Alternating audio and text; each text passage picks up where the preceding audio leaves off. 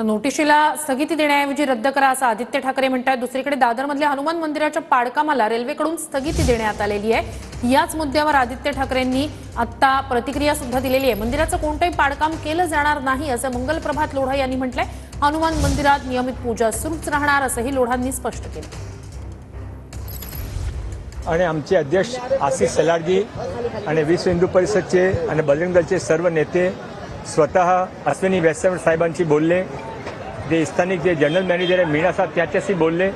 काल एक प्रतिनिधी मंडळ विश्व हिंदू परिषद बजरंग दलच्या रेल्वेचे सर्व अधिकाऱ्यांना भेटला होता विटीमध्ये आणि त्याने काल आजमध्ये सर्व पेपरची तपासणी करून आज स्टे ऑर्डर जारी केलेला आहे।